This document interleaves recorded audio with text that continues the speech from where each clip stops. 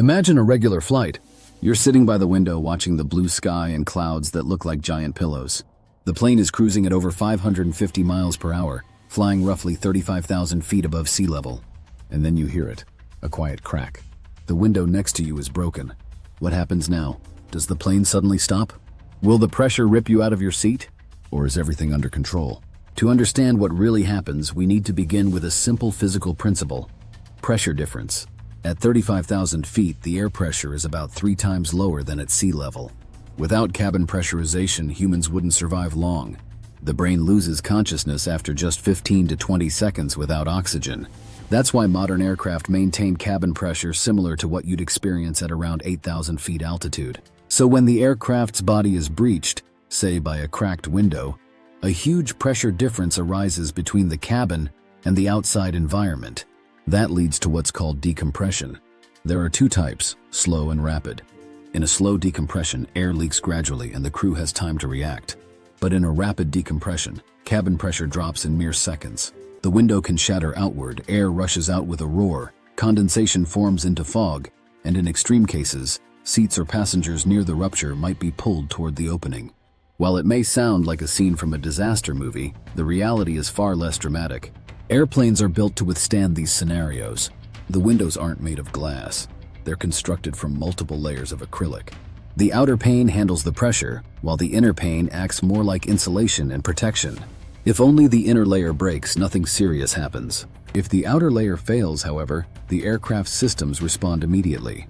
In that case, the pilot initiates an emergency descent. This is a standard procedure when a rapid decompression occurs. The goal is to get down to an altitude where passengers can breathe without supplemental oxygen, usually below 10,000 feet. The descent typically takes about 3 to 5 minutes. During that time, oxygen masks drop from the ceiling. These aren't connected to oxygen tanks. Instead, they contain chemical cartridges that generate breathable oxygen through a controlled chemical reaction. Now, can someone actually be sucked out of a plane? The short answer is yes, but it's incredibly rare. For that to happen, a large structural failure must occur near a passenger who isn't wearing a seatbelt. One well-known case was Aloha Airlines Flight 243 in 1988, where a section of the aircraft's roof tore off and a flight attendant was tragically lost. That incident led to much stricter maintenance inspections for metal fatigue in aging aircraft. From a safety standpoint, modern commercial aviation is extremely robust.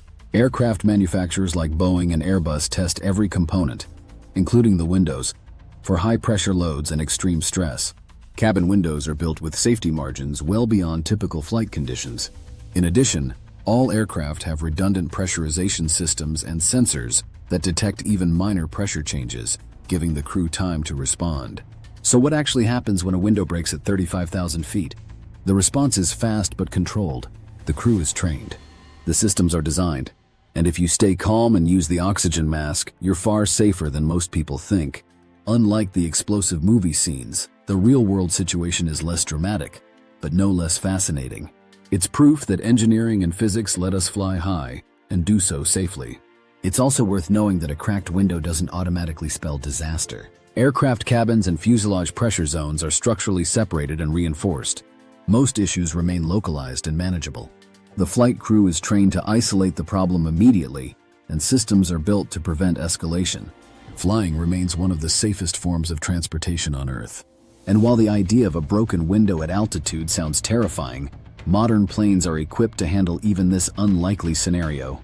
The best thing you can do is trust the engineers, trust the crew, and remember that behind every successful flight are decades of innovation, rigorous testing, and continuous improvements, all working together to keep you safe, even 7 miles above the ground. Subscribe us for more videos.